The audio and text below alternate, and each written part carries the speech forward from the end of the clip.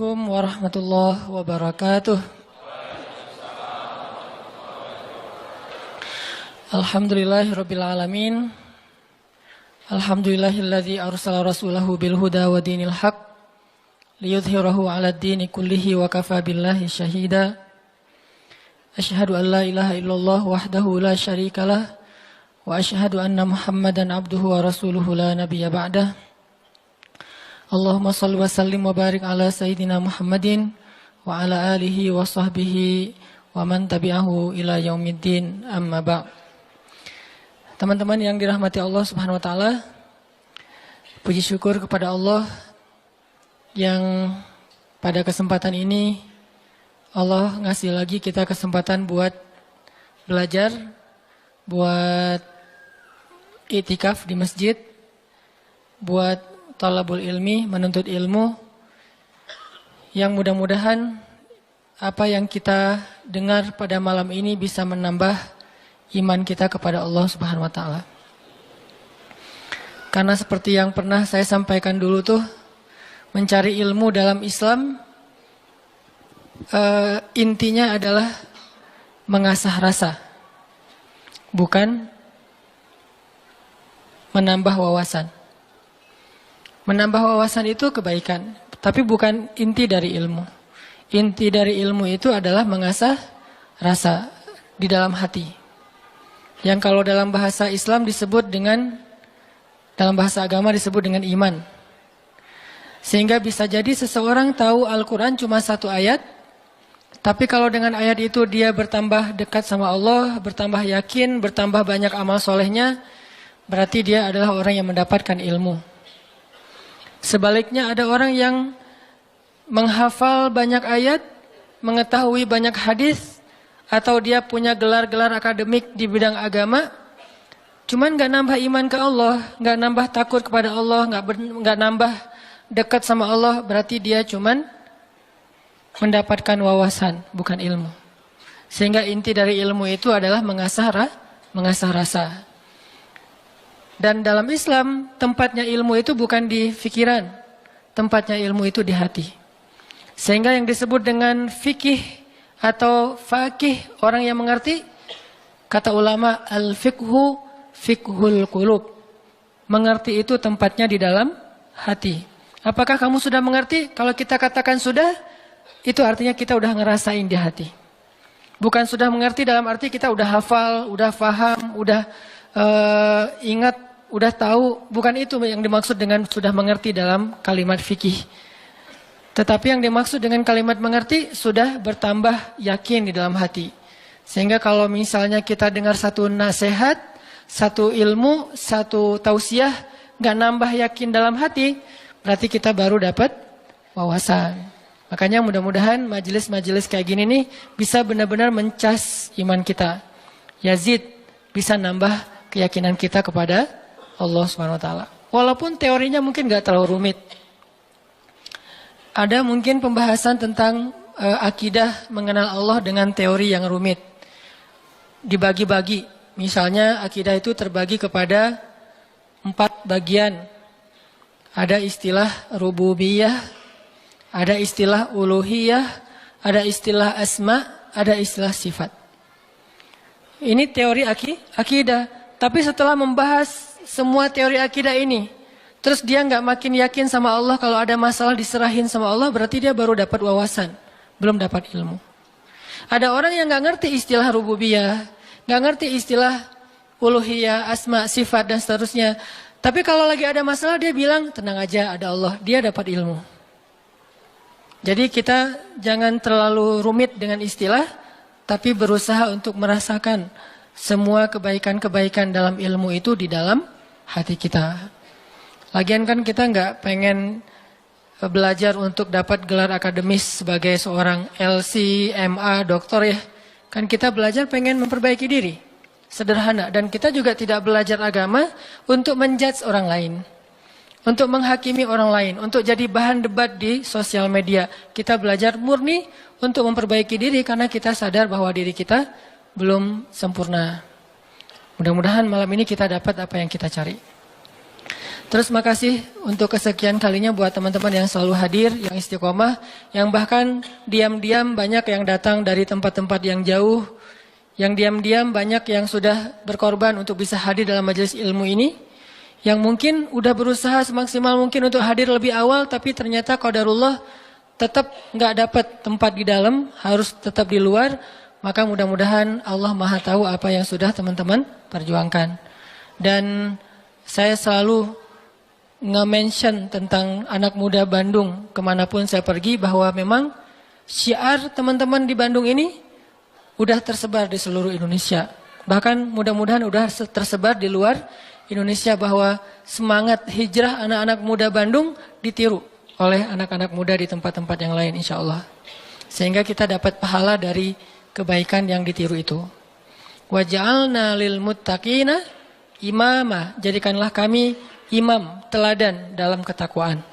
Jadi imam di sini bukan suami. Kalau itu masih lama kali ya. Imam di sini adalah teladan.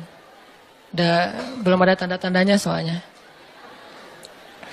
Baik, teman-teman, malam ini kita akan bahas tema plesetan dari salah satu grup band pada masanya. Yang tahu ini berarti usianya sekian. Saya juga nggak tahu karena masih muda. Nggak gaul, makanya nggak tahu. Kalau nggak salah namanya Lamb of God ya. Jadi diplesetin jadi Mud of God. Tentang apa itu? Tentang, ini kalau yang plesetannya ya. Tentang gimana kita belajar memahami maunya Allah. Gimana kita belajar mengerti apa yang Allah kehendaki di dalam satu peristiwa kalau kita ngalamin sesuatu. Karena kalau kita nggak ngerti maunya Allah, nggak ngerti apa kehendak Allah di dalam apa yang kita alamin, kita jadi gampang putus asa. Kita jadi kadang-kadang malah berburuk sangka kepada Allah. Kalau udah berburuk sangka kepada Allah, pasti kita akan mengambil jalan-jalan yang harusnya kita hindari. Nah, kita belajar nih memahami Allah kayak gimana sih maunya. Dan orang yang dekat sama Allah ngerti banget yang gini-gini nih. Kita pengen belajar kayak gitu juga. Kan ada orang, sebutlah kita ya sama teman. Kita tuh udah dekat sama dia. Dari SD kita udah barengan. Sama-sama SD tapi beda SD-nya. Nggak lucu ya. Nggak ketawa gitu. Dari SD udah barengan, SMP barengan, SMP apa? SMA barengan, kuliah barengan, nikah sendiri-sendiri. Nah, udah dari dulu tuh kita udah kenal banget sama dia. Jadi kan kita udah punya feel ya. Udah ngerti banget lah, udah peka banget dia kayak gini, dia kayak gitu, dia lagi sedih, dia lagi marah, dia tersinggung. Kita udah ngerti banget nih. Begitu dia ngomong satu kata, kita langsung ngerti. Misalnya dia ngomong apa gitu. Oh, berarti dia lagi nggak enak hati nih. Dia WA aja nih. Di WA kalau dia bilang aku berarti lagi santai. Kalau dia bilang saya berarti dia lagi kayak ada masalah nih sama kita. Ya udah nanti saya tunggu di mana gitu. Oh, kayaknya ada salah nih. Jadi kita peka karena kita ngerti dia. Terus ada apa yang kita lakuin tuh kita ngelakukan sesuai dengan, karena kita empati ya. Kita ngelakuinnya sesuai dengan apa yang nyaman buat dia. Terus kalau dia misalnya ngelakuin sesuatu, kita ngerti kenapa dia melakukan itu. Nggak sampai seseorang suuzon. Kenapa ada orang suuzon sama dia? Karena nggak ngerti sama dia. Kenapa ada orang yang salah sangka? Karena nggak ngerti. Gitu juga kita ke Allah. Sahabat Nabi itu sangat mengerti Allah kayak gimana, Rasul kayak gimana. Sehingga ketika turun ayat Al-Quran, mereka bukan cuma ngerti teks atau makna dari ayat secara tekstual. Tapi mereka juga ngerti pesan di balik ayat itu. Ini berarti kita udah berusaha untuk berpikir dengan apa maunya Allah. Kalau bahasa agama dengan logika Rabbaniyah.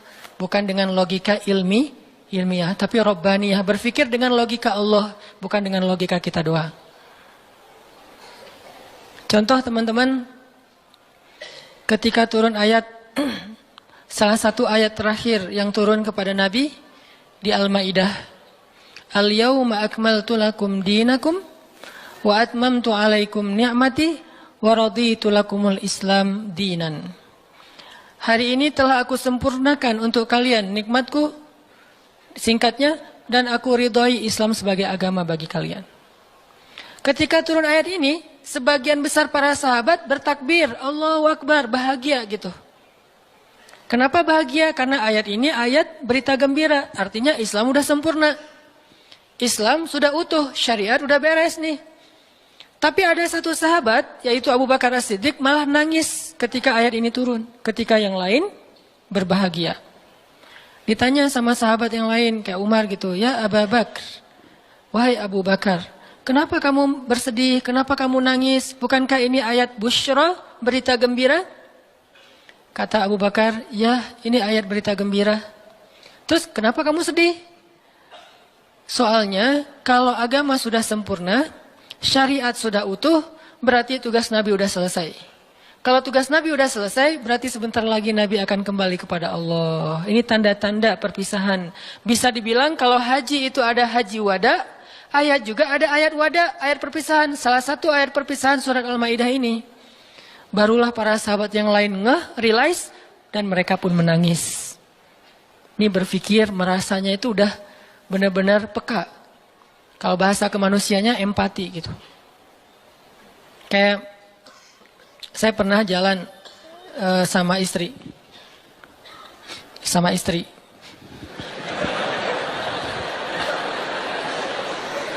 Soalnya nggak mau saya jalan sendiri. Pasti sama jalan sama istri. Terus diajak sama temen makan seafood, ikan panggang. Istri saya tuh udah tahu kalau saya nggak biasa dan nggak masuk nih kalau makan ikan panggang. Paling mentoknya ikan goreng atau ikan di asam pedas gitu ya, garang asam. Tapi kalau yang panggang nggak masuk. Diajak sama teman saya, Ustadz ada ikan panggang enak banget nih, seafood. Bener-bener makannya di samping laut. Saya kan nggak enak nolak undangan ya. Oh ya boleh. Istri saya langsung lirik-lirik. Dan dia nanya, ada yang digoreng nggak? Kenapa dia bisa langsung ngomong gitu? Kan tahu kan jawabannya? Nah, ada nggak yang ngerasain kita kayak gitu kalau lagi jalan? Belum ya?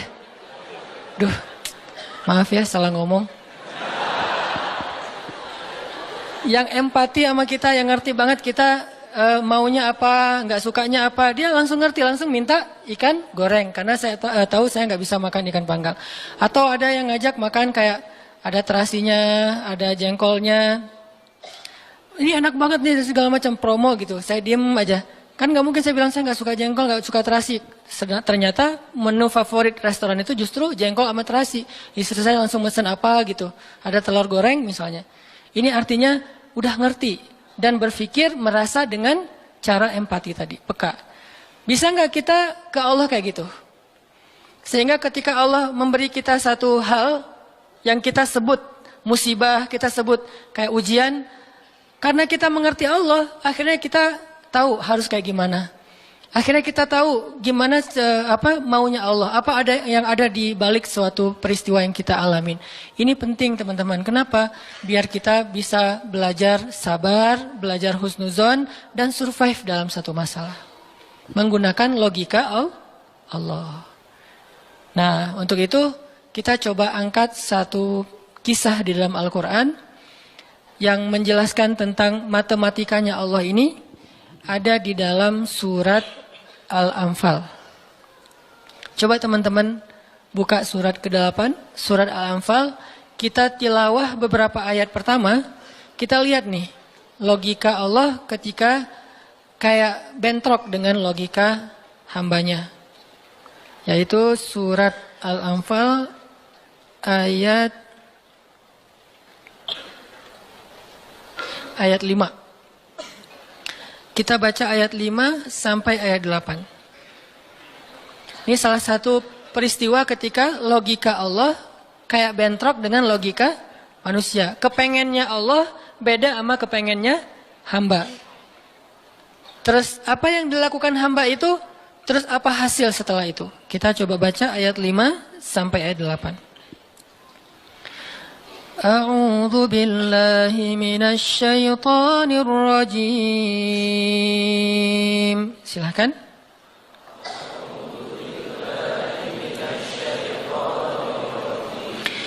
Bismillahirrahmanirrahim.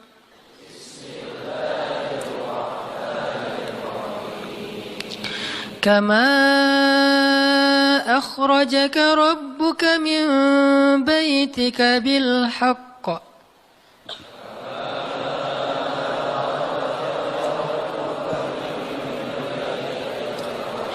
wa inna fariqam minal mu'minina lakarihun.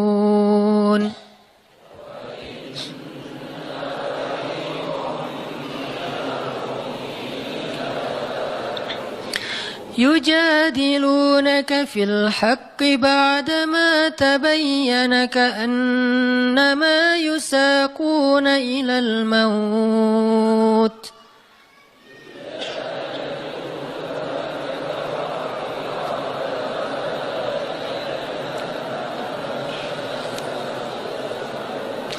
كأنما يساقون إلى الموت وهم ينظرون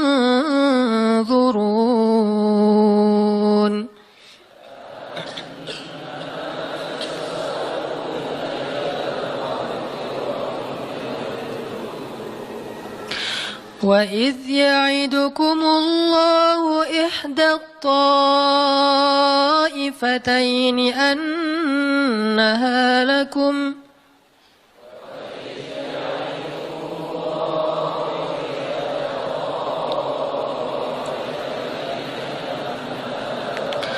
وتودون أن غير ذات الشوكة تكون لكم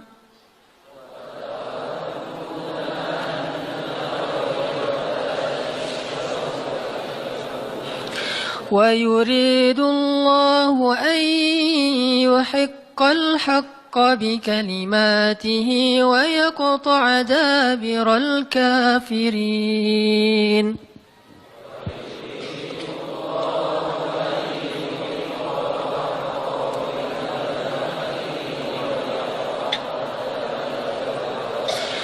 ليحق الحق ويبطل الباطل ولو كره المجرمون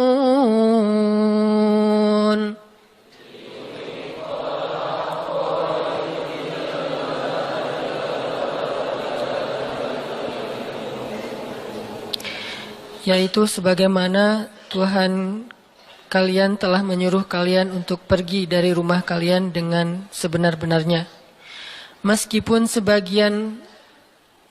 sesungguhnya sebagian dari orang-orang yang beriman itu tidak menyukainya.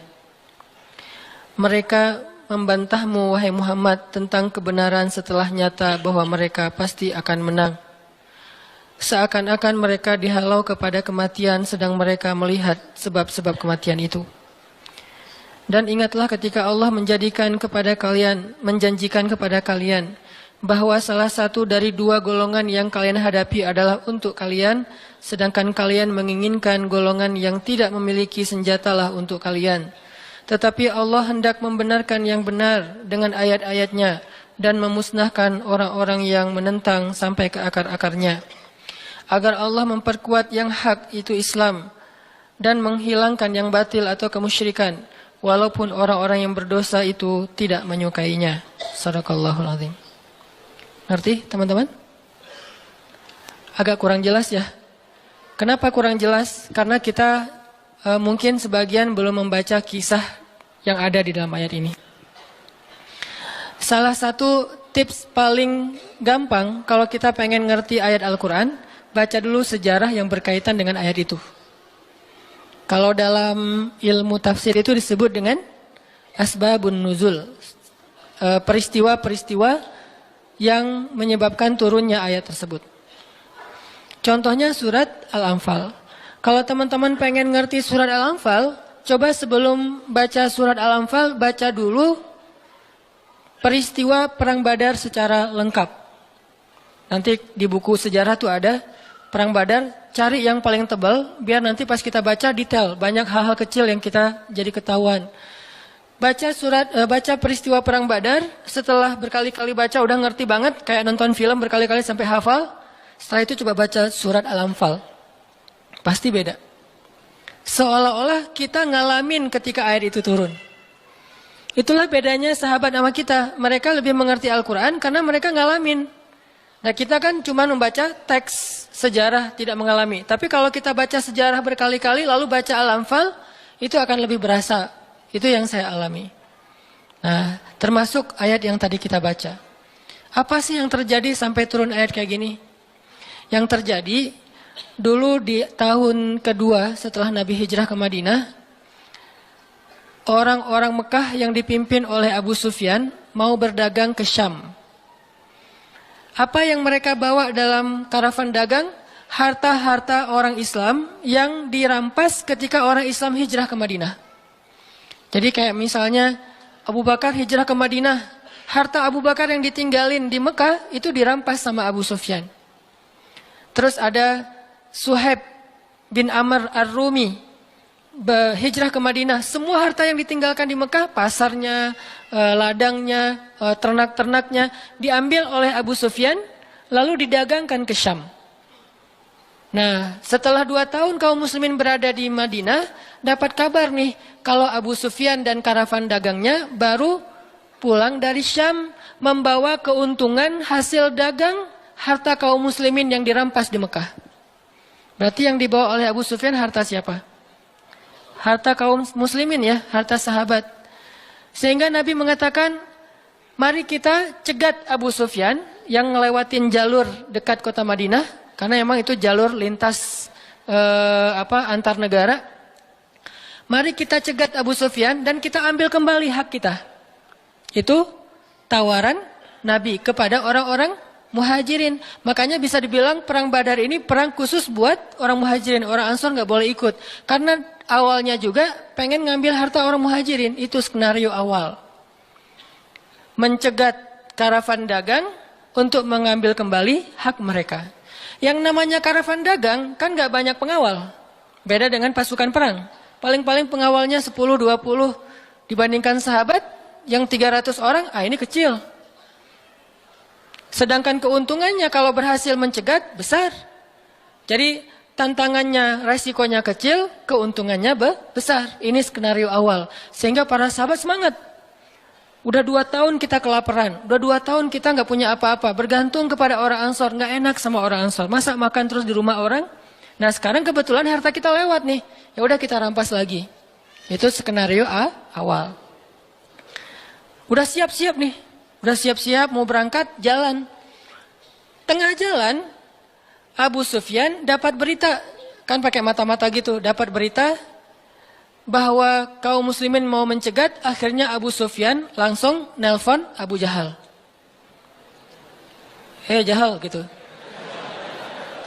Nelpon Abu Jahal dan sinyalnya bagus lagi waktu itu, langsung telepon, nggak putus-putus. Kita mau dicegat nih, coba kamu kirim pasukan untuk melindungi karavan dagang. Soalnya harta yang kami bawa juga ada hak kamu di situ, jadi diiming-imingi. Abu Jahal pun kemudian mengumpulkan orang-orang Mekah sebanyak kurang lebih 1.000 orang untuk mengawal karavan dagangnya Abu Sufyan. Langsung melesat, satu pasukan bergerak cepat, sehingga sekarang ada 2 target. Satu karavan dagang, satu lagi pasukan militer yang jumlahnya 1.000 orang. 3 kali lipat lebih banyak dari kaum muslimin. Tiba-tiba turun ayat kepada Nabi.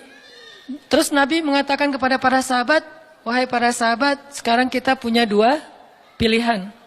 Mau tetap mencegat Abu Sufyan atau kita sekarang malah beralih ke Abu Jahal dengan pasukannya. Sok pilih yang mana kalian. Kaum muslimin sebagian besar memilih tetap seperti rencana awal, mencegat karavan dagang. Jangan mencegat pasukan. Ngapain kita capek-capek perang sama Abu Jahal, untungnya nggak ada. Terus pasukannya lebih banyak, resikonya lebih besar. Dan mereka terlatih, kita sipil yang dipersenjatai seadanya. Mending kita tetap kepada Abu Sufyan. Untungnya besar, resikonya kecil, dan sama-sama sipil. Tapi ternyata ketika disuruh pilih kayak gitu, kaum muslimin udah memilih pilihan mereka, Allah memilih pilihan Allah. Kata Allah, enggak. Aku memilih kalian menghadapi Abu Jahal. Berat gak sih kayak gitu? Ini matematika Allah, hitung-hitungannya Allah nih. Logika Allah. Kadang hidup kita kayak gitu banget teman-teman. Kita pengen kuliahnya ini, ternyata yang lulusnya bagian ini. Saya dulu pengen kedokteran. Tapi lulusnya malah ke Mesir. Ya alhamdulillah, karena nilai eksatnya jelek. Ya udahlah ke Mesir aja.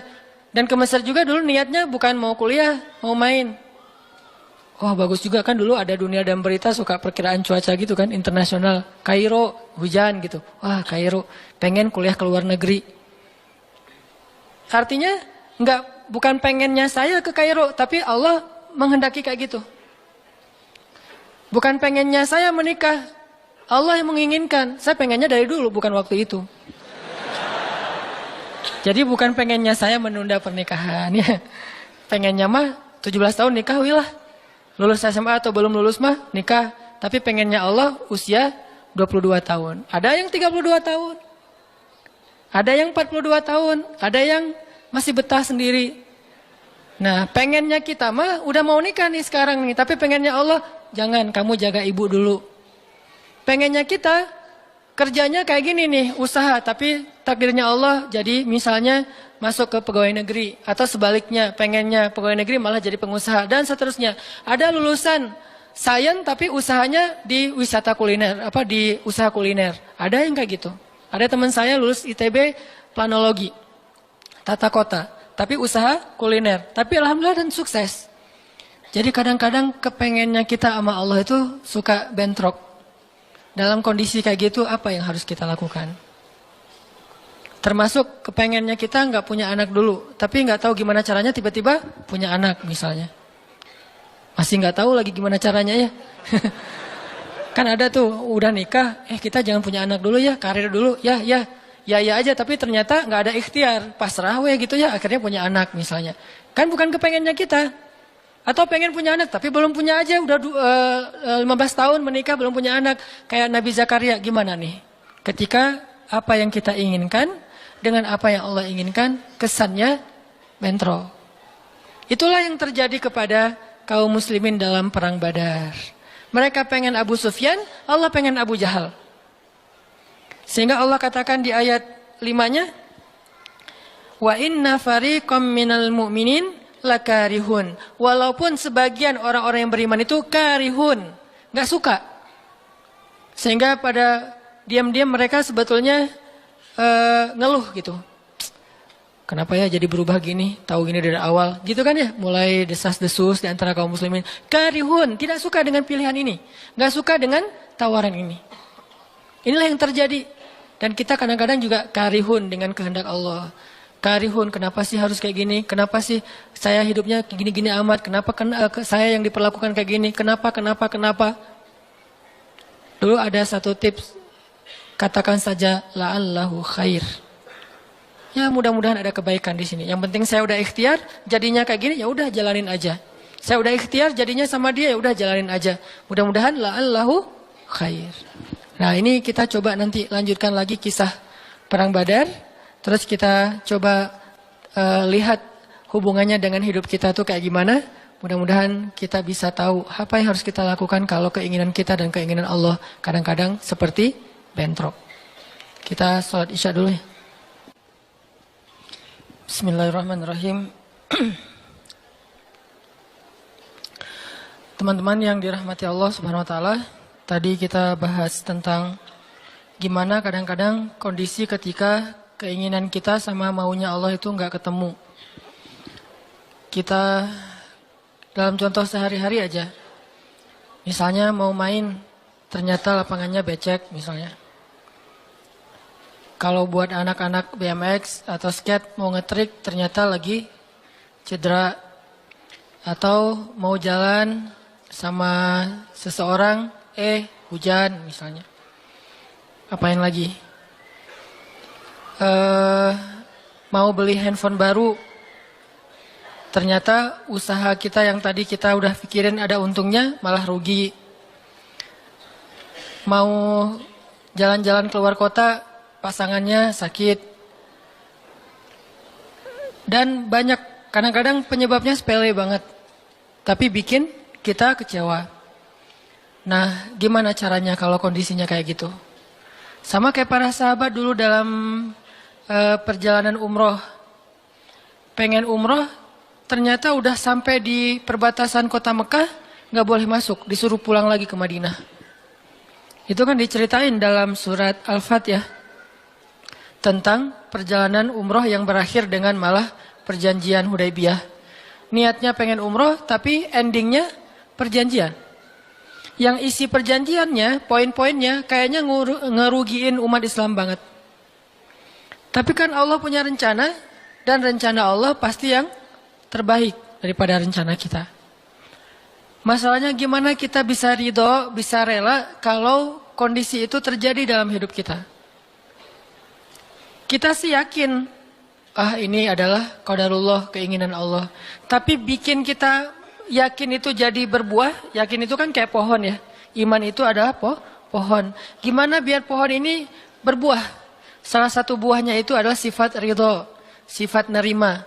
Sehingga dengan sifat ridho itu akhirnya kita punya kebaikan. Kebaikannya jadi bisa survive, tenang hadapi masalah, sabar dan seterusnya. Nah, gimana caranya? Setelah kita dapat sesuatu, kita yakin kepada Allah, terus jadi ridho. Nah, ini belajar matematikanya Allah Subhanahu wa taala. Dan itulah yang terjadi dalam perjanjian Hudaybiyah, terjadi kepada Siti Maryam yang tadi dibacain suratnya. Maryam gak pengen punya anak tanpa suami. Kalaupun harus punya anak, nikah dulu. Tapi Allah punya rencana lain. Rencana manusia punya anak setelah nikah. Lagian Maryam lagi belum siap menikah nih. Belum ada cowok yang pantas buat Maryam. Justru karena itulah Allah beri dia anak tanpa laki-laki, tanpa suami. Kenapa? Gak ada suami yang pantas buat Maryam. Mungkin satu-satunya lelaki yang pantas buat Maryam cuma Nabi Muhammad. Tapi kan beda zaman. Masa Maryam harus nunggu Nabi Muhammad 300 tahun lagi kan ya? Nah, ternyata karena nggak ada yang pantas buat dia, akhirnya dia punya anak tanpa harus melalui seorang suami. Mungkin kita terlalu soleh sehingga nggak ada yang pantas buat kita. Pantasnya cuma bidadari, ya udah di akhirat nikahnya. Husnuzannya mah ya. Mungkin di atas nih nggak ada yang pantas jadi imamnya, soalnya terlalu solehah. Jadi imam juga kayak ragu gitu. Aduh, ngimamin dia, hafalannya udah luar biasa, bacaannya lebih bagus, guru tahsin lah gitu. Saya baru belajar pratahsin, masa mau jadi imam seorang cewek yang guru tahsin? Karena dia terlalu keren, akhirnya nggak ada yang pantas buat dia nih. Maryam kayak gitu banget. Karena terlalu keren, terlalu soleh, sampai ulama aja ragu, Maryam ini nabi atau bukan gitu. Sehingga ada dua pendapat ulama, sebagian bilang Maryam bukan nabi, orang soleh. Tapi ada ulama yang bilang Maryam itu emang nabi, satu-satunya nabi dari cewek. Satu dari 4 perempuan yang sempurna. Dan di antara 4 itu kayaknya menurut sebagian ulama Maryam nomor 1 tuh. Walaupun secara usia Asia, Maryam, Khadijah, Fatimah. Tapi Maryam itu paling keren lah. Tiba-tiba hamil, datang cowok keren, baju putih, jubah putih. Auranya tuh luar biasa, pokoknya cowok paling keren aja. Sampai Maryam kaget dan berta'awuz. Inni a'udzu birrahmani minka in kunta taqiyya. Aku berlindung kepada Allah dari kamu. Ketemu cowok keren malah berlindung, bukan bersyukur. Coba. Duh, keren banget ya. Astagfirullah, auzubillah, gitu kan ya. Nih Maryam nih. Duh, ceweknya keren banget. Udah lama ngelihat baru auzubillah, enggak. Dari awal auzubillah. Kenapa? Ada pasangan di sebelah gitu. Ada istrinya. Nah, Maryam langsung ta'awuz, inni a'udzu birrahman minka in kunta taqiyya. Kata Jibril, cowok keren itu ternyata namanya Gabriel. Kata Gabriel, innama ana rasulu rabbik li'ahaba laki ghulaman zakiyya. Jangan takut Maryam, aku itu utusan Tuhanmu. Artinya malaikat yang pengen ngasih kamu anak yang sangat suci. Kata Maryam, anna yakunu li ghulam, gimana saya akan punya anak? Walam yamsasni basyarun. Gak ada seorang laki-laki pun yang pernah nyentuh saya, nyentuh aja gak pernah. Walam aku baghiyya, dan saya juga tidak pernah merendahkan diri depan laki-laki, artinya berbuat dosa. Anna yakunu li ghulam, gimana caranya saya punya anak? Kata Jibril, Kadzaliki qala rabbuki huwa alayya hayyin. Itu udah kehendak Allah, kehendak Allah. Dan itu hayyin, mudah banget buat Allah Subhanahu wa taala. Sepele banget lah buat Allah. Fahamalat, tiba-tiba Maryam hamil. Fantabadat bihi makanan qasiyya. Karena Maryam malu ketahuan hamilnya, akhirnya Maryam pun pergi ke suatu tempat yang terpencil, qasiyya, Aqsa. Aqsa itu artinya tempat yang jauh. Masjidil Aqsa disebut Al-Aqsa karena dia jauh dari Masjidil Haram. Kalau Madinah kan dekat. Masjid yang paling mulia kan ada 3 itu ya, Mekah, Madinah, Palestina. Nah, dia disebut Aqsa karena tempatnya jauh. Makanan qasiyya, tempat yang sangat jauh, terpencil, nggak ada siapa-siapa. Fantabadat bihi makanan qasiyya. Fa'aja ahal makhadu. Tiba-tiba dia udah harus ngelahirin setelah sekian bulan, mungkin 9 bulan. Qalat, dia bersandar di sebuah pohon, kemudian dia berkata, ya laitani mittu qabla hadza wa kuntu nasyam mansiya. Dia kayak orang menyampaikan satu bentuk kalimat sedih. Kayak kalau bahasa sederhananya kayak ngeluh gitu. Ya laitani mittu qabla hadza, aduhai seandainya aku mati aja daripada harus menanggung malu kayak gini. Maryam itu kan pemalu banget. Mahkota sifat malu itu dipakai banget sama Maryam. Makanya ketahuan hamil nggak punya suami, itu buat Maryam pukulan paling luar biasa, telak banget. Walaupun dia nggak berbuat dosa, tapi tetap aja orang kan ngata-ngatain dia. Ditambah lagi Bani Israel, tahu sendiri kan Bani Israel suka banget viralin fitnah. Ada apa viral Bani Israel teh? Maryam hamil di luar nikah, viral. Semua orang ngomongin mana Maryam. Terus rumahnya tuh dilemparin batu karena dianggap sebagai pembawa sial bagi Bani Israel. Dasar Maryam ngaku-ngakunya suci, sok suci segala macam. Sehingga Maryam bilang, ya laitani mittu qabla hadza. Aduhai seandainya saya mati aja sebelum ini terjadi pada saya. Sehingga saya menjadi orang yang tidak pernah dibicarakan oleh siapapun. Sedih. Berarti pengennya Maryam beda dengan pengennya Allah. Secara emosional, secara manusiawi, secara fitrah, ada penolakan dan itu manusiawi. Maryam menolak. Begitu juga sahabat muhajirin. Wa inna fariqam minkum lakarihun. Minhum lakarihun. Walaupun sebagian kalian itu dalam keadaan karih, menolak, nggak suka. Emangnya kita mau nerima musibah? Pasti kita nolak kan secara spontan, fitrah, manusiawi, nolak. Ya laitani mittu qabla hadza wa kuntu nasyan mansiya. Aduhai seandainya aku mati aja sebelum kejadian ini terjadi padaku, sehingga enggak ada orang yang ngomongin tentang aku. Jadi enggak ada trending topik tentang Maryam waktu itu. Dia berharap kayak gitu. Semua berita buka channel mana aja Maryam. Asal buka Instagram yang muncul duluan di home tuh Maryam. Viral banget, semua orang ngomongin Maryam. Sehingga Maryam bayangin, semua orang ngomongin kita se-Indonesia. Karena emang sebelumnya kan Maryam memang selebgram banget kan. Semua orang pengen nge-following Maryam. Jangankan yang cewek-cewek, yang cowok juga pengen nge-following Maryam. Cuman gak ada yang pantas. Semuanya kagum sama Maryam, respect. Tiba-tiba berubah. Kalau gak naik, jatuh kan gak berasa nih. Kita gak naik, jatuh. Paling keseleo dikit. Tapi kalau naiknya udah terlalu tinggi, jatuh kan lebih sakit nih. Maryam tuh naiknya udah terlalu tinggi. Saking tingginya sampai Nabi menyebut dia satu di antara 4 yang sempurna di muka bumi. Nggak ada perempuan yang sempurna kecuali 4 itu. Itu benar-benar dipuja-puja tuh Maryam. Pengen punya anak nanti namanya Maryam. Pengen punya istri kayak Maryam.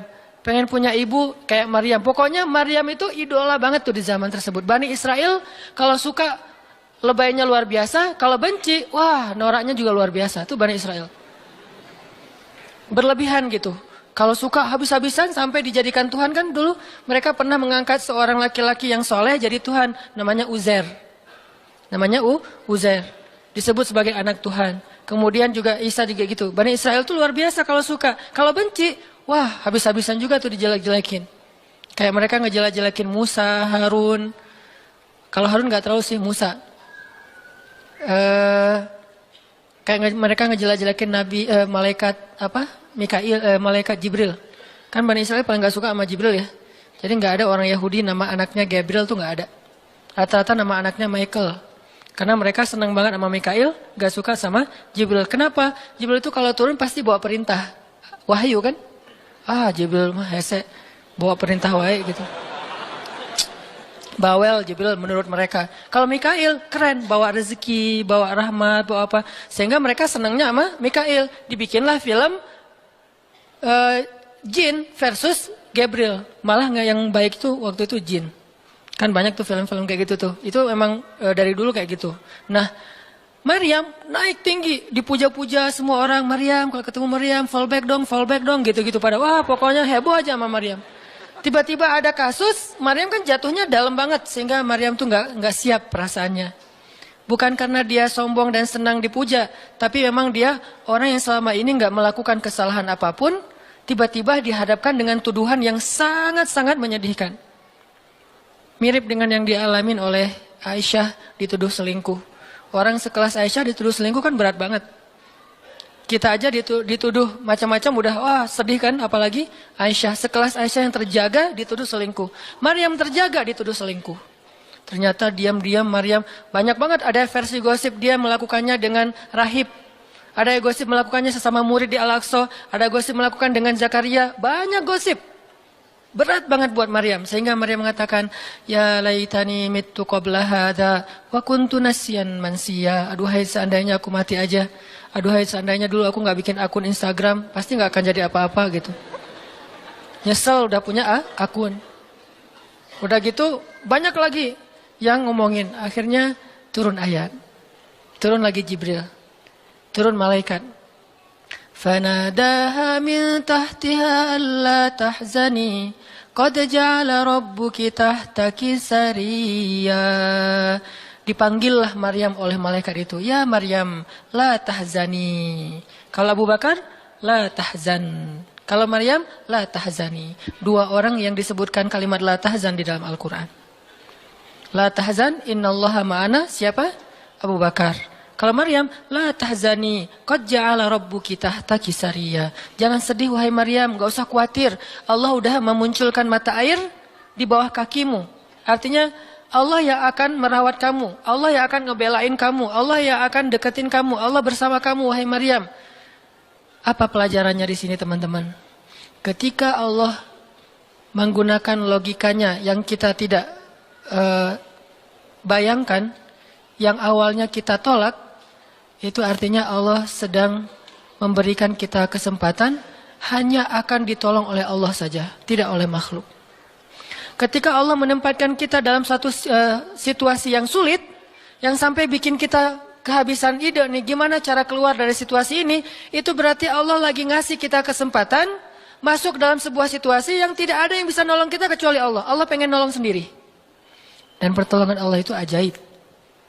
Tapi kalau Allah tempatkan kita dalam sebuah situasi yang kita masih berpikir dan menemukan beberapa jalan walaupun belum pasti bisa, berarti kita masih diberikan kesempatan yang nolong kita itu makhluk.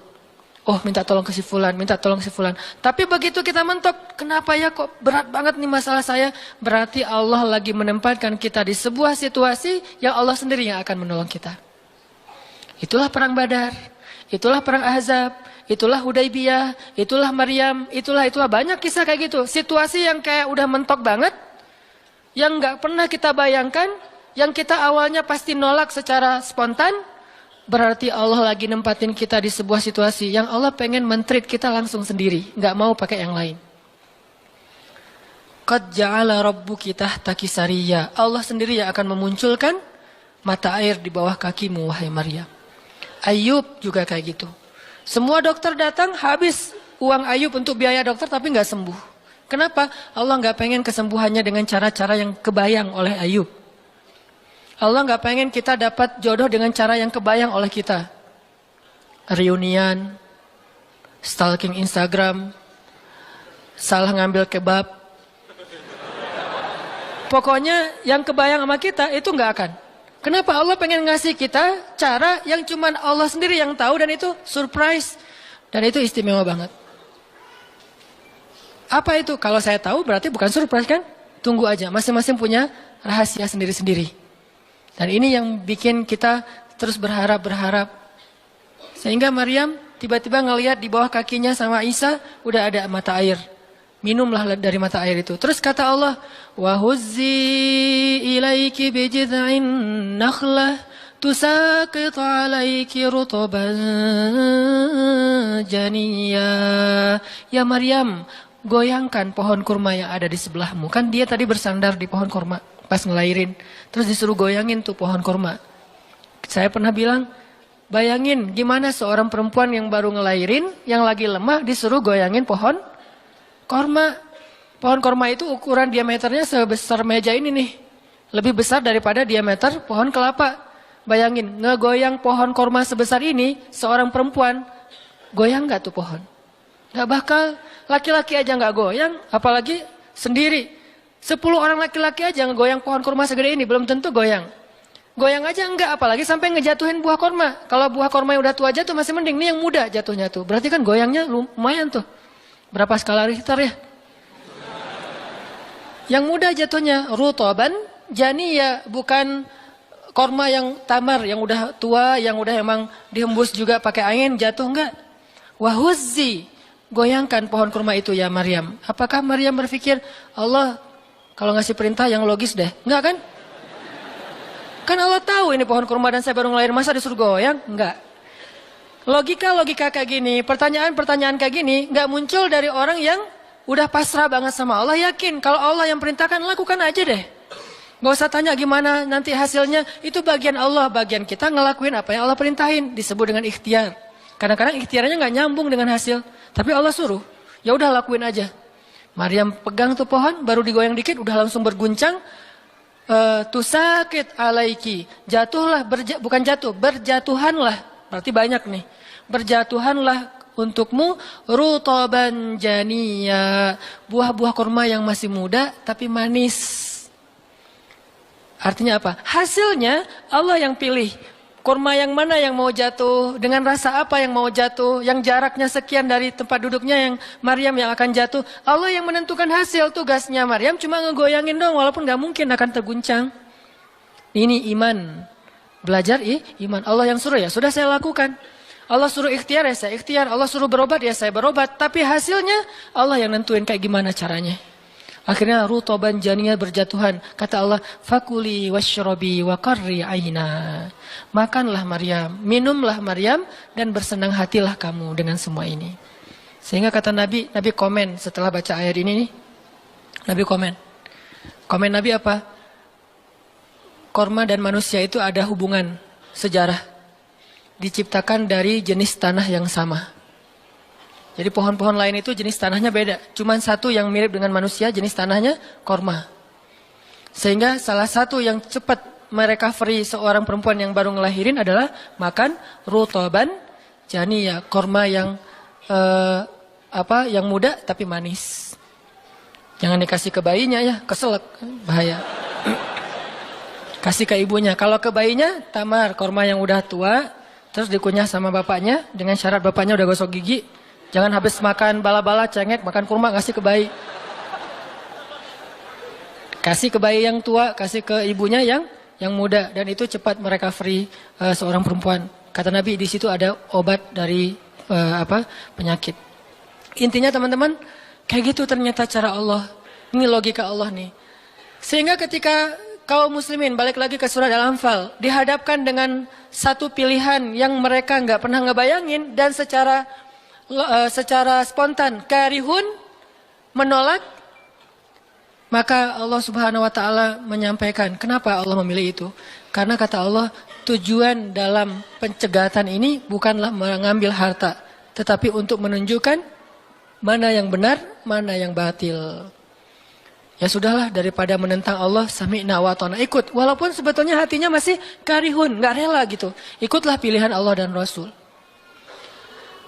Mereka pun ganti rute, dari yang tadi rute mau mencegat Abu Sufyan, sekarang rute kepada Abu Jahal. Mulai ngutus mata-mata Abu Jahal, berapa pasukannya segala macam, bermalam di sebuah tempat di daerah situ. Malamnya Nabi itu nggak bisa tidur. Nabi sepanjang malam beristighosah. Jadi istighosah itu teman-teman salah satu di antara sunnah-sunnah Nabi SAW. Apa istighosah artinya? Doa yang sangat lama. Nabi malam itu sama Abu Bakar berdua nggak tidur, yang lain pada tidur kan besok mau perang nih. Malam ini mereka tidur, besok mau tanding aja disuruh tidur kan ya. Apalagi besok mau perang, tidur wajib tidur.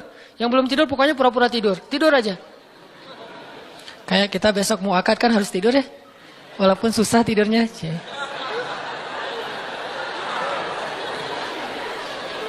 Pokoknya kalau mau akad nggak bisa tidur teman-teman. Ngapain? Ngafal aja. Saya terima kok. Nanti takut salah saya tolak kan bahaya.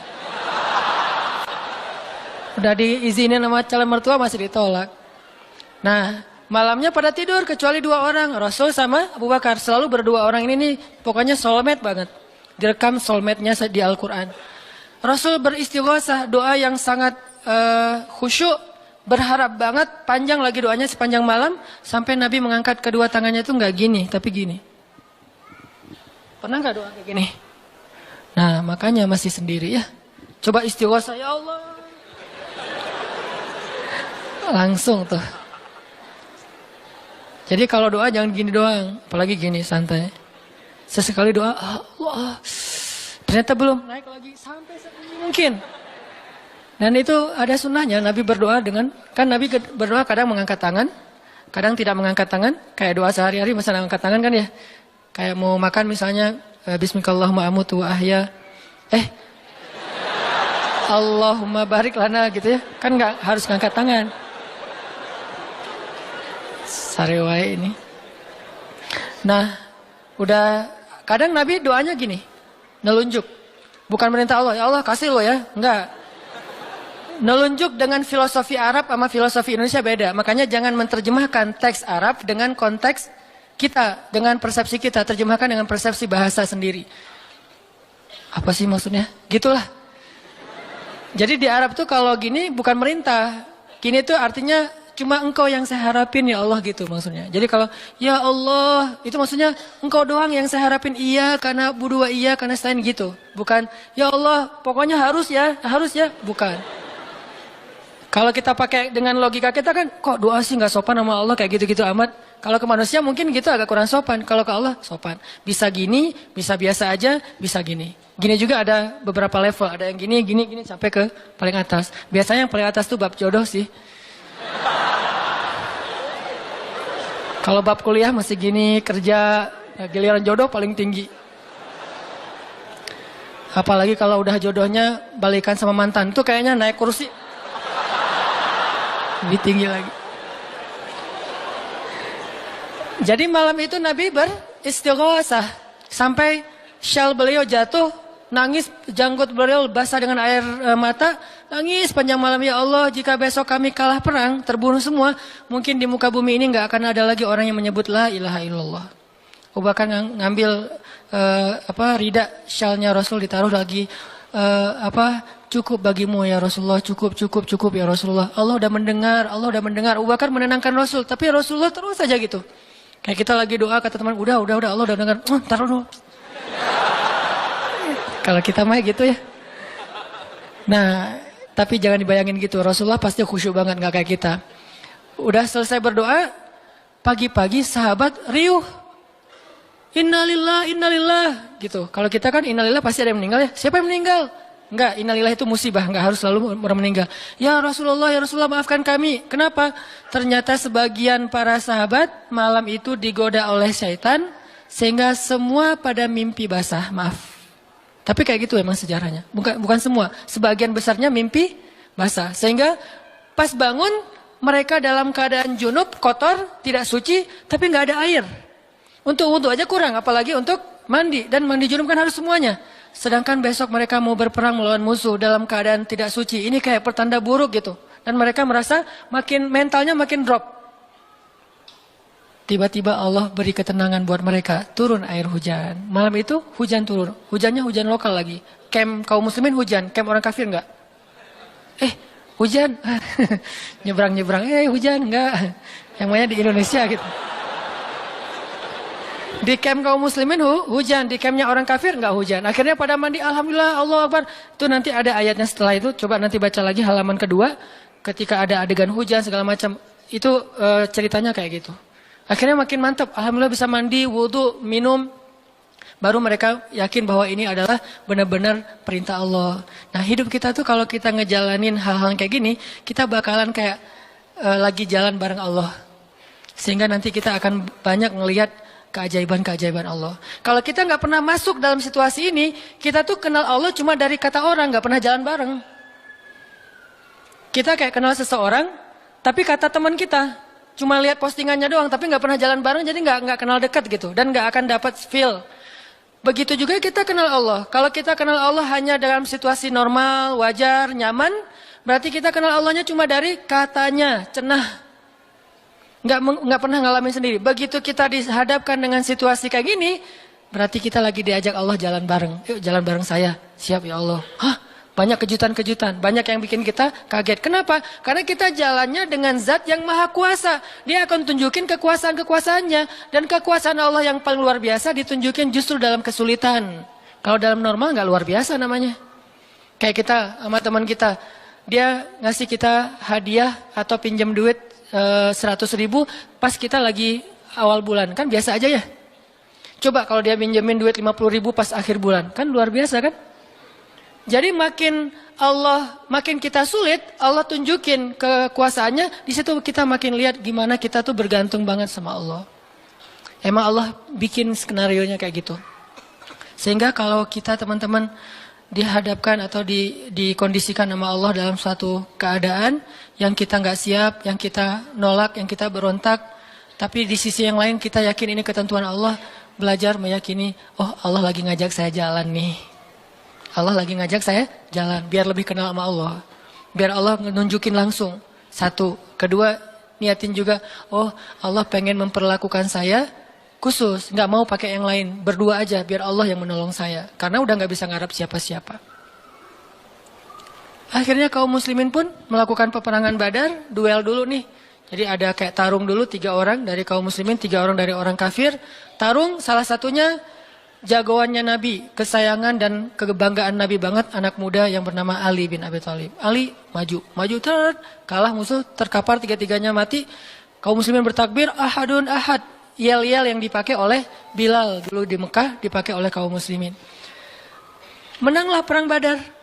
Dan dalam peperangan itu, Allah tunjukkan yang luar biasa, kaum muslimin ditolong oleh makhluk yang turun dari langit berbondong-bondong, terbang, menyambar dengan pakai ikat kepala berwarna hijau.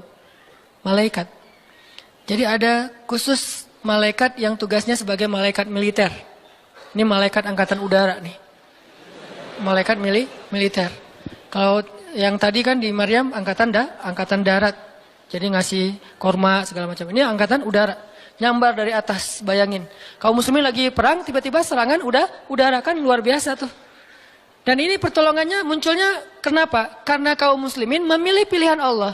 Menggunakan logika Allah. Di logika itu, di jalan itu, di kondisi itu, Allah bakalan nunjukin banyak keajaiban. Kalau kita pengen lihat keajaiban, belajarlah untuk bersabar kalau kita tiba-tiba berada dalam kondisi kayak gitu. Kalau enggak, kita enggak akan pernah melihat keajaiban dan kebesaran Allah. Tiba-tiba datang malaikat nyamber, terus pergi lagi, nyamber lagi. Itu berbondong-bondong tuh, ribuan malaikat. Ngapain sih kok banyak banget ribuan malaikat? Sebetulnya satu malaikat juga ngehembus kan habis tuh orang kafir ya. Ya apaan sih orang-orang, habis kan ya? Gampang kan buat malaikat, kenapa sampai ribuan? Kata Allah alasannya bukan untuk ngancurin orang kafir. Alasannya untuk meneguhkan orang beriman. Jadi Allah kirim banyak tujuannya untuk meneguhkan orang beriman. Sehingga bertambahlah keyakinan mereka kepada Allah Subhanahu Wa Taala. Kita aja yang memang tidak diberikan kesempatan bisa ngelihat malaikat. Tapi malaikat tuh nolongin kita. Terutama nolongin teman-teman yang masih fisabilillah. Itu Allah, malaikat dekat banget sama mereka. Saya udah gak tega nyebutnya. Udah lama kan saya gak menggunakan kata itu ya. Gak tega juga lama-lama. Teman-teman yang masih sendiri, yang masih dalam penantian, malaikat itu kalian gak sendiri. Ada malaikat di sebelah. Malaikat juga kasihan sama kita. Kita aja yang nggak ngelihat. Ada malaikat. Kenapa di sini? Saya khusus ditugaskan nemenin orang-orang kayak kamu dan teman-teman kamu. Oh ya, malaikat yang khusus nemenin yang berstatus J tadi. Ada hadisnya Ustadz? Nggak ada sih. Tapi yakinlah bahwa malaikat itu diutus untuk menolong orang-orang yang sabar. Status sabar kan bisa status masalah tadi, bisa masalah rezeki, bisa masalah sakit. Pokoknya ada malaikat aja yang nolongin mereka. Ngedoain mereka, berselawat untuk mereka, memberikan naungan rahmat untuk mereka. Pokoknya banyak tuh. Apalagi para sahabat yang tadi mau memilih pilihan Allah walaupun awalnya nolak, karihun. Karena udah milih pilihan Allah, Allah berikan pertolongan yang luar biasa. Mungkin kalau tadi mereka maksain pilihan sendiri, bisa jadi dua-duanya nggak dapat. Abu Jahal nggak dapat, Abu Sufyan nggak dapat apa-apa. Untungnya mereka bersabar memilih pilihan Allah. Itulah hidup. Makanya teman-teman, kalau pas kita dapat satu musibah atau satu masalah, satu ujian, kehilangan sesuatu, itu berarti kita dikasih kesempatan untuk ngedapetin sesuatu yang lebih baik. Gimana caranya? Berhusnuzon kepada Allah. Karena kata Allah, Ana indah dhanni abdi bi. Aku tergantung prasangka hambaku kepadaku. Berarti kalau kita misalnya lagi dapat masalah, terus kita berhusnuzon, oh Allah pengen ngasih yang lebih baik. Itu Allah berarti kayak gitu. Kan kesempatan kan? Kenapa kita malah gunain kesempatan itu untuk bersuuzon? Kenalah kita dengan apa yang kita persangkakan. Aku tergantung prasangka hambaku kepadaku. Pas ada musibah kehilangan sesuatu, oh mungkin memang Allah pengen ngasih saya yang lebih baik dari ini. Ini kan udah lama saya pakai ini, udah 2 tahun, 3 tahun, pengen diganti sama Allah. Itu gitu banget Allah tuh sama kita. Terus kenapa kita gak mau berprasangka baik kalau kayak gitu? Masalah yakin. Kalau kita malah pas dikasih musibah kehilangan sesuatu bilang, apa lagi maunya Allah, kayaknya Allah gak senang dengan saya taubat nih. Maka Allah juga akan memperlakukan kita kayak kita prasangkain. Makanya kalau kita dapat musibah, ujian, itu berarti kita dikasih kesempatan untuk memikirkan sesuatu yang baik yang akan Allah kabulkan. Kalau gak dikasih itu, berarti kita gak dikasih kesempatan memikirkan yang lebih baik. Begitu dikasih, oh saya harus mikirin yang lebih baik nih. Kayak gitu aja terus. Apapun musibahnya. Termasuk yang tadi gagal dalam hubungan, diputusin atau ditolak, kita mikirin, oh berarti Allah mau ngasih yang lebih baik dari dia. Ternyata tetap ujung-ujungnya dia juga. Kok bisa? Oh berarti dia diperbaiki sama Allah. Dibuat lebih baik, dibuat lebih soleh, lebih pantas, baru bareng dengan kita. Coba kalau nggak dibuat lebih soleh udah langsung jadian. Kan bisa bahaya juga buat kita. Stres juga kan mikirnya ya. Makanya Nabi mengatakan, sebaik-baik perhiasan adalah istri yang soleha. Itu benar-benar menyenangkan hati. Kebahagiaan bagi laki-laki itu adalah memiliki seorang istri yang soleha. Istri yang soleha itu bukan cuman istri yang hafal Qur'annya banyak, yang hafal hadisnya bukan wawasan. Istri yang soleha itu istri yang akhlaknya baik. Yang kalau kita ngelihat dia langsung bahagia. Jadi pulang ke rumah itu gak pernah nyetel TV. Kenapa papa gak pernah lihat TV? Kan lihat mama. Ya. Yang lama nonton TV, pasti ini nggak nyaman ngelihat istrinya nih. Jadi kalau sampai rumah bikin kopi, duduk di tengah ruangan, lihat istri lalu lalang gitu. Pak, TV-nya di situ, ngapain ke sana, kemana mama pergi? Itulah hiburan buat papa. Berat juga Pernah nggak ngomong kayak gitu? Belum. Gimana mau ngomong, nggak ada orangnya ya. Nanti kalau udah ada gitu tuh. Makanya saya jarang nonton TV, sering nonton YouTube soalnya. Nah ini ya teman-teman. Jadi kita berprasangka begitu dikasih musibah, oh berarti Allah pengen ngasih yang lebih baik. Yang terbaik deh yang kita prasangkain. Karena Allah akan kayak gitu banget. Inilah rahasia matematika Allah. Ya Allah berlakukan kepada Ahlu Badar. Ya Allah berlakukan kepada para sahabat yang berjanjian Hudaybiyah, Bai'atul Ridwan. Ya Allah berlakukan kepada Siti Hajar, Maryam, dan banyak lagi kisah-kisah yang benar yang disebutkan di dalam Al-Quran. Mudah-mudahan nambah yakin kita. Kita bukan minta musibah, tapi emang itu fitrah kehidupan manusia. Udah kayak gitu sunatullah. Semua yang hidup pasti dikasih ujian. Jangankan orang biasa, jangankan orang beriman, orang biasa aja dikasih ujian. Apalagi beriman. Beriman itu pasti dikasih ujian sama Allah. Cuman karena ujian itulah Allah memperlakukannya lebih istimewa daripada orang lain. Jadi siapa orang yang paling istimewa di mata Allah? Yang paling banyak diuji. Jadi jangan pede dulu bahwa kita lebih istimewa di mata Allah gara-gara kita ibadahnya lebih bagus dari teman kita. Bisa jadi teman kita nggak tahajud. Bukan berarti nggak perlu tahajud ya, tahajud keren, bagus, luar biasa. Tapi ini kalau kita ke orang lain gitu, misalnya kita udah tahajud, misalnya kita udah taklim, misalnya kita udah tilawah, misalnya kita udah sedekah, misalnya. Terus kita ngerasa kayak lebih baik dari orang lain, jangan. Karena bisa jadi ibadah teman kita, diam doang tuh. Ngapain? Sabar menghadapi ujian, itulah ibadahnya. Bisa jadi orang yang paling mulia di mata Allah itu orang yang sedang sakit di rumah sakit atau di rumahnya yang nggak bisa berobat bertahun-tahun. Pas kita lihat ke dia mah nggak ibadahnya nggak dahsyat kayak kita, nggak pernah ikut talim, tilawahnya sedikit-sedikit, paling juga yang dia hafal aja karena udah nggak bisa baca saking sakitnya. Tapi ibadahnya itu 24 jam sehari lewat apa? Sabar menghadapi ujian sakit. Berarti bisa jadi teman kita yang baru diputusin itu lebih mulia daripada kita yang baru jadian. Jadi jangan ngeledekin ya, jangan suka membuli lah. Karena yang dibully itu bisa jadi lebih mulia daripada yang membuli. Astagfirullahaladzim. Ya. Itulah teman-teman kajian tentang matematika Allah. Mudah-mudahan kita mengerti. Maksud mengerti di sini meyakini, bisa bertambah yakin sama Allah dan bisa diterapin. Tadi kalau dikasih ujian, berarti kita punya kesempatan berprasangka baik supaya kita dapat apa yang kita prasangkakan. Kalau dikasih ujian, berarti Allah pengen ngajak kita jalan berdua nih. Kalau dikasih ujian, berarti Allah pengen memperlakukan kita secara khusus. Nggak mau yang lain bantu kita, pengen Allah doang yang bantu. Dan itu keistimewaan dari Allah untuk kita. Ya Allah, paham kami kehendak-kehendak-Mu ya Allah. Jangan biarkan kami berburuk sangka kepada Engkau ya Allah. Karena jika kami berburuk sangka kepadamu, maka itu tidak akan merugikan Engkau sedikit pun ya Allah.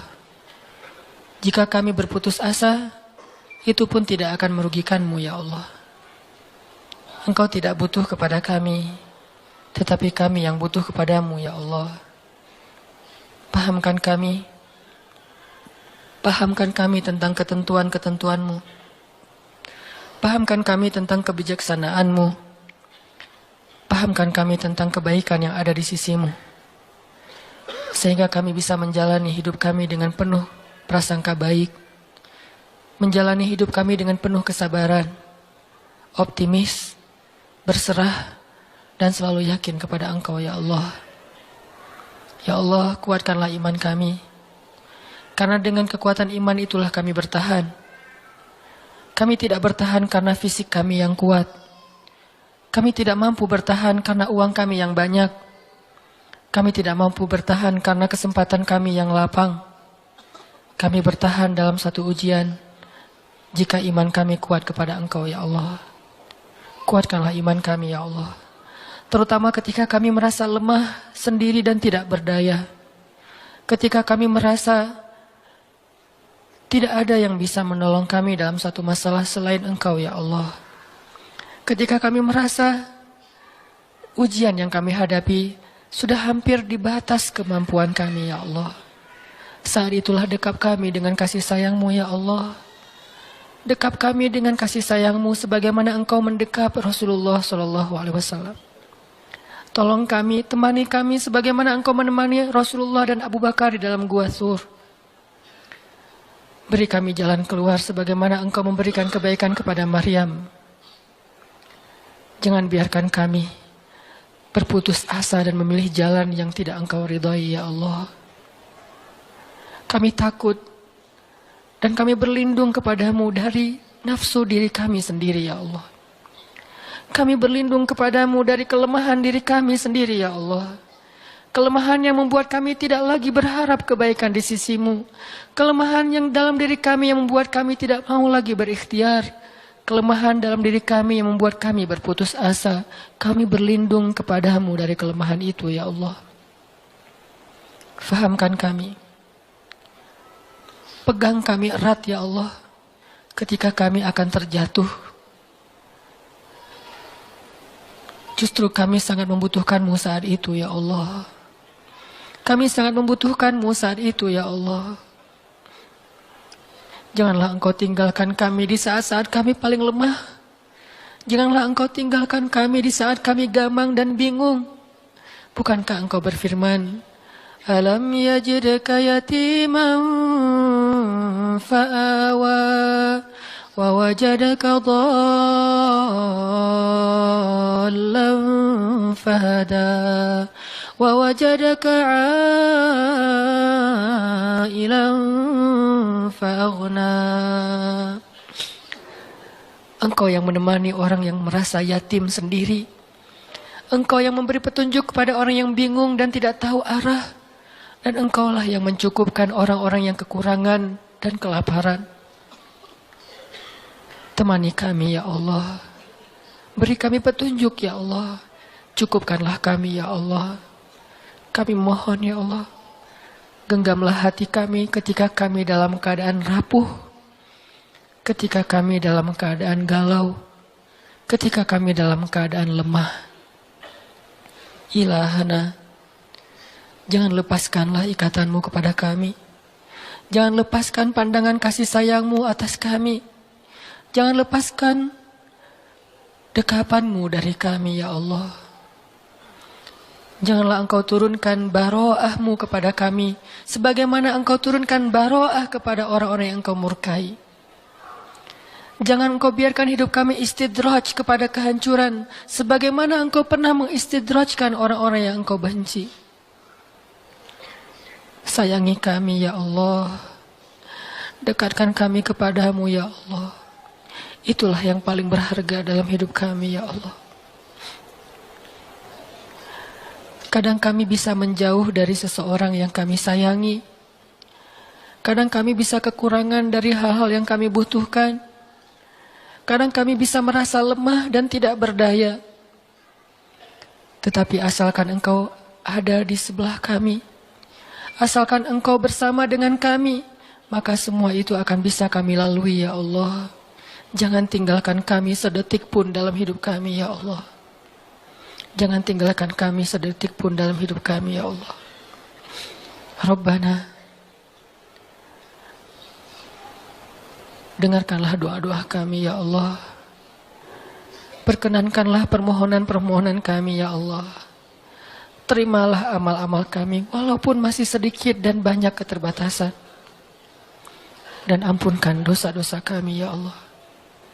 Rabbana atina fid dunya hasanah wa fil akhirati hasanah wa qina adzabannar. Subhanakallahumma wa bihamdika asyhadu an la ilaha illa anta astaghfiruka wa atubu ilaik. Assalamualaikum warahmatullahi wabarakatuh.